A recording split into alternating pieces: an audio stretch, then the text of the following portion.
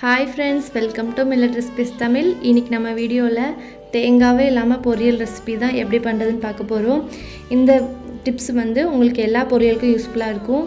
உங்களுக்கு ஷாப்ஸில் பக்கத்தில் இல்லாத டைம் இல்லை ஷாப்ஸ் பூட்டியிருக்கிற டைமில் உங்களுக்கு தேங்காய் இல்லைன்னா இந்த மாதிரி ரெசிபி உங்களுக்கு கண்டிப்பாக யூஸ்ஃபுல்லாக இருக்கும். கண்டிப்பாக வீடியோ ஸ்கிப் பண்ணாமல் பாருங்கள். வீடியோட எண்டில் நான் டிப்ஸ் உங்கள் கூட ஷேர் பண்ணியிருக்கேன். ஒரு வானவெல்லில் கொஞ்சமாக எண்ணெய் சேர்த்துட்டு கடுகு கருவேப்பிலை சேர்த்துக்கோங்க. நீங்கள் என்றைக்கு என்ன பொரியல் பண்ண போகிறீங்களோ அந்த காயை நல்லா பொடிசாக கட் பண்ணிவிட்டு 3 டைம்ஸ் வாஷ் பண்ணி எடுத்துகிட்டு வந்துடுங்க. நான் இன்றைக்கி கேரட் பீன்ஸ் தான் சேர்த்து பண்ணியிருக்கேன்.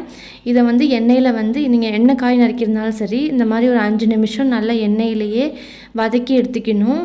ஒரு 5 நிமிஷம் வதக்கும் போது தான் நமக்கு காயோட பச்சை ஸ்மெல்லாம் இல்லாமல் கிடைக்கும். அப்புறமா காயெல்லாம் நல்லா மூழ்கிற அளவுக்கு தண்ணி ஊற்றிட்டு கொஞ்சமாக உப்பு ஆட் பண்ணி மஞ்சத்தூளும் ஆட் பண்ணிக்கோங்க. உப்பு 1 டேபிள் ஸ்பூன் அளவு சேர்த்துருக்கேன் இந்த அளவு காய்க்கு. அப்புறமா மூடி போட்டு மூடி சிம்மில் ஒரு 20 நிமிஷம் வேக வச்சு எடுத்துக்கோங்க. இன்னொரு மிக்ஸி ஜாரில் 20 நிமிஷம் ஊற வச்ச கடலப்பருப்பு கூட நம்ம 4 வத்தல் ஜீரகம் சேர்த்துக்க போகிறோம்.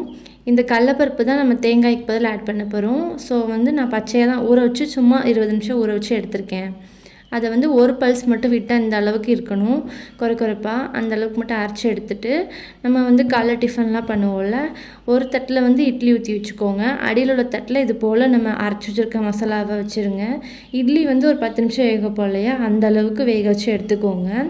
எடுத்துட்டு இதை நல்லா சூடு ஆற விட்டுட்டு அப்புறமா அதே மிக்ஸி ஜார்லேயே நம்ம மாற்றிக்கிட்டு இன்னொரு பல்ஸ் விட்டு எடுக்கணும். ஏன்னா குறைப்பாக இருக்கு இல்லையா, நம்ம ஆற விட்டுட்டு அடிக்கும்போது தான் கை சூடு படாமல் இருக்கும். கண்டிப்பாக ஆற வச்சுட்டு தான் நீங்கள் மிக்ஸி ஜாரில் சேர்த்து அரைக்கணும். அரைச்சிட்டு இது போல் நீங்கள் என்ன காய் இன்றைக்கி என்ன பொரியல் பண்ண போகிறீங்களோ அது கூட நீங்கள் இந்த மசாலா அரைச்சி வச்ச மசாலா ஆட் பண்ணிக்கோங்க. ஆட் பண்ணி நல்லா ரொம்ப நேரம் தேங்காவை நம்ம போட்டு வதக்குவோம் இல்லையா, அந்தளவுக்கு வதக்க வேண்டிய அவசியம் இல்லை. நம்ம அரைச்சி வச்சுருக்க மசாலா எல்லா காயோட மிக்ஸ் ஆகணும். இது போல் அந்தளவுக்கு மட்டும் நல்லா மிக்ஸ் பண்ணி எடுத்துகிட்டு ஸ்டவ் ஆஃப் பண்ணிவிட்டு நீங்கள் சர்வ் பண்ண ஆரம்பிச்சிடலாம். இந்த பொரியல் நீங்கள் நார்மலாக தேங்காய் பூ போட்டு பண்ணுறதை விட ரொம்ப ருசியாக இருக்கும். ஒரு முறை இது போல் செஞ்சு பாருங்கள். செஞ்சு பார்த்துட்டு எப்படி இருக்குன்னு கமெண்ட் பண்ணுங்கள். இந்த மாதிரி நம்ம கடலப்பருப்பு சேர்த்து பண்ணும்போது குழந்தைங்களுக்கு லஞ்ச் பாக்ஸ்க்கு நீங்கள் தாராளமாக வச்சுடலாம். நான்வெஜ் சாப்பிட்றவங்களுக்கு இந்த முட்டை பொரியல்லாம் இருக்கும்ல, அந்த ருசியில் இருக்கும். கண்டிப்பாக ஒரு முறை ட்ரை பண்ணி பாருங்கள். ட்ரை பண்ணி பார்த்துட்டு எப்படி இருக்குன்னு கமெண்ட் பண்ண மறந்துடாதீங்க.